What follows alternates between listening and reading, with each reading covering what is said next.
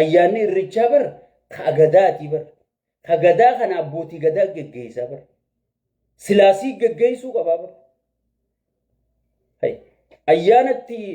ayyaana irricharratti ayyaanatti durriyyeen kaadireen Oromoo lafarraa xaraguu turte Oromoo gudeechisuu turte Oromoo buqqisuu turte chirra dhaabbattee hoggi shimallisaa sa'u namichi harka dhiigaa hoggii lola birootiif qopheessaa isiniin jiru galaana diimaa maarree diimaa jee hoggi chirra dhaabbattee haasu kun isiniif salphinaa deeroo gadaa yeroo hunda nagaa lallaba kalolee araarsa kaddabee waliif fida ka waliike walit deebisa gosa wallolti araarsa sigale gadaa jechuun araara sigale abbaa gadaa jechuun kana lallabu jechuun meeyoo hiikaan beene sheek abbutaa kana dhageeffadhu sigale gadaa fi abbootii gadaatu dambeeytan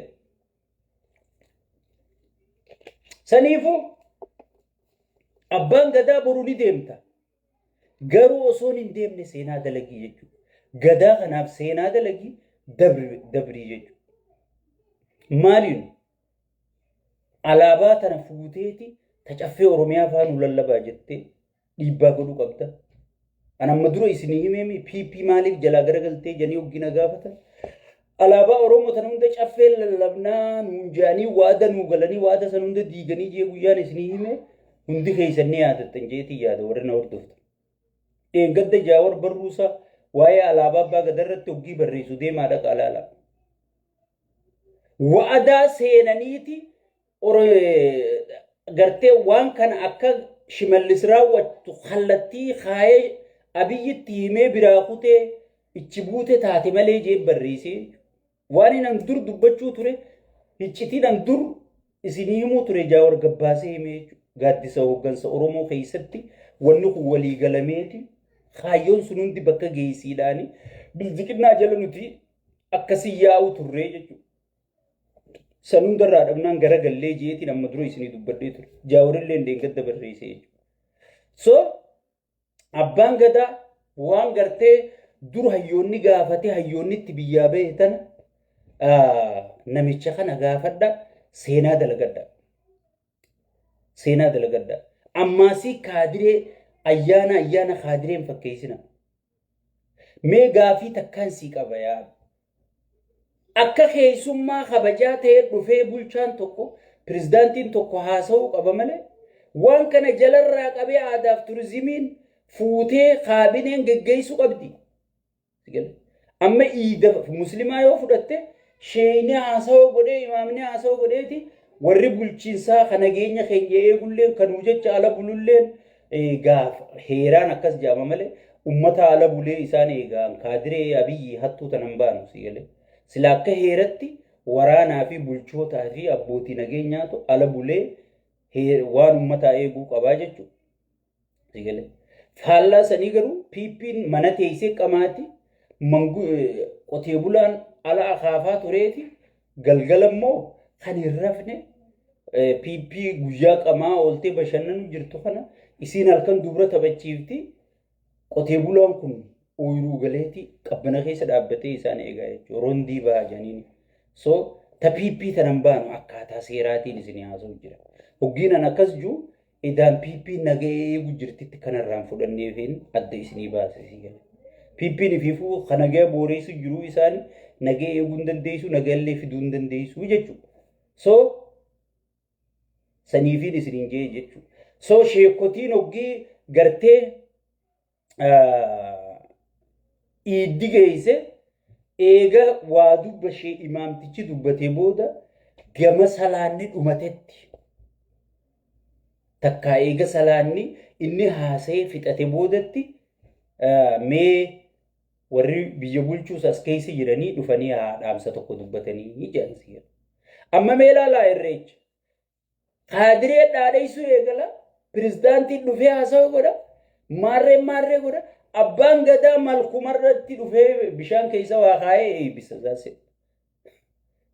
akkana jechuun maanaa naatota kana waan kana guutuu harkaa qabu osoon abbaa gadaan abbootii gadaan taane kaadireef kaabineetu harkaa qabaa jechuudha. Kaadireef kaabineetu harkaa qabaa jechuudha. Saniifuu wanni isin godhuu qabdan kana hunda if harka deebisuu qabdanii jechuudha. Ammaasiis waan takka godha irreecha kana ka Ameerikaatiis ka gartee Awurooppaatis ka ardii Arabaatis ka ardii Oromiyaatis guyya tokko akka kabajamu godha.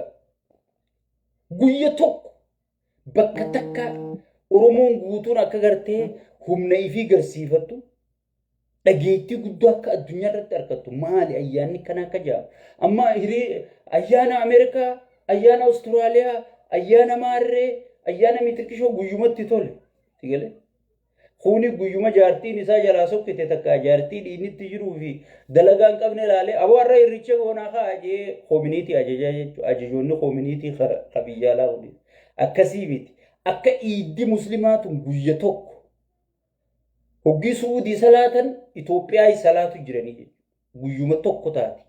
Akkasitti Oromoonis takka ayyaana kanaas guyya tokko deebisa. Addunyaa kanarra faca'ee jiru kana guyya tokko deebisa. Ammaasis instituutiina guddaa dhaabbata guddaa godha. Ka mirga Oromootiif falmu as keessaa baasuu qabdan. Ka mirga Oromootiif dhaabbatu as keessaa baasuu qabdan. Ka buusii godhatee gartee ummata Oromootiis akka gargaaru gartee maallaqa maddisiisuu dandeessanii bara waa hedduu godhuu dandeessanii bara. Silaa namni beekumsaan waa ajaju jiraate bar instituutiina guddaa kana bar dhaabbata guddaa gootanii dhaabbata Oromoo fi Oromiyaan irraa fayyadamtu godhuu dandeessan sigalee. Saniifuu kana akkas godha.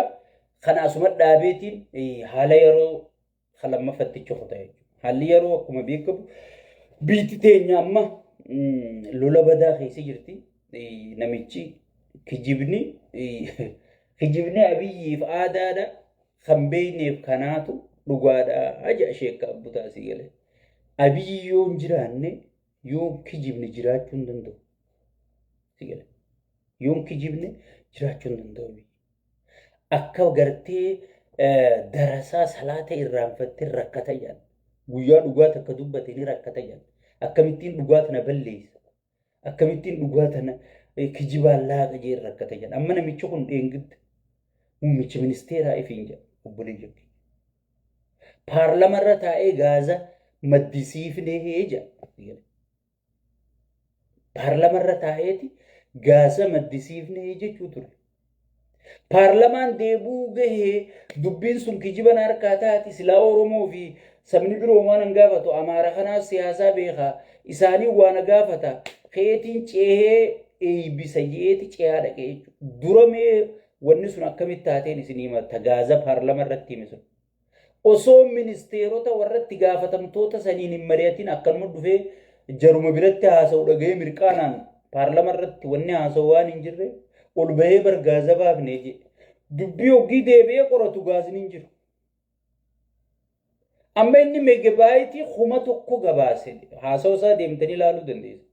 Wanni meegabaayitii 80 qofa garuu sanuu kan gaxxamamin makiinaan isaan gartee gaaza kanaan produce goona gartee ummataaf deliver goona janii fidan Awurooppaa irraa boottee 8 jechuudha. Sanuu ta'a. Jarri Awurooppaa kun itti fayyadamee si galee maallaqa xiqqaan bitanii ichi galchanii jechuudha. Nama biyyattii akkanatti itti taphachuu jiru. Nama biyyattii akkanatti itti taphachuu jiru jechuudha. Kijibni qaallicha kanaaf suusiidhaa isiniin jedhu. Biitti nama kijibaa akkanaatiin hoggii bultu hayyoota fi dhageeffachuu qabdi. Nama waan kanarraa benefita hin qabne nama dhugumaan lillaahii cichee ummata isaatiif saba isaatiif sagalee ta'u biyya isaa jaalatu. Kana eenyu nama sabboonummaa qabu jechuudha. Sigalee amma sabboonummaan Oromoo gad xiqqaatteetu jirti. Mee nama haasa'uun dalaala. Itoophiyaa jechaa jiranii jechuudha. Sigalee. PP yoo kana teessee waggaa 10 qabattee nama Oromoo gad deebisiyyuu uumuu teessi. Yoo amma if dhaqqabuu baate hayyoonni Oromoo yoo amma saba kana dhaqqabuu baate ummanninis yoo hayyoota isaa dhageeffatuu baate rakkoo guddoo uumamuu ta'a. Rakkoo tana kan hambiftuu maaliin siyaasaa fi humna. Uuma lamaan kana. Game is over. Kanaayichi xiinxala biroo xiinxalaa siyaasaa guddaa akka Jawaar Mohaammed ta'uun sin barbaachisu. Wanni ati mirga keetiin kabachiiftu, aadaa keetiin tiifattu, eenyummaa keetiin tiifattu, daangaa keetiin tiifattu, siyaasaa fi humnaa jechuudha. Kana eenyu harkaa qaba? Humna marroo dirribaa harkaa qaba. Siyaasaa Jawaar Mohaammed harkaa qaba jechuudha. Amma sirni kun jara kana busheessaa jira jechuudha. Jara kana busheessaa jira jechuudha.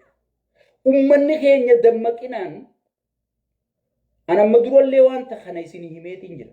Namoonni irra guddaan ABO keessa turan nama akka Oromoon hin bilisoomneef qabsoo Oromoo san qabuuf ABO seenani malee akka sabni kun milkaa'uuf ABO kaseene du'ee dhabamee hagi hafe namni isa dhaga'uun jiruun isin hin jee ture.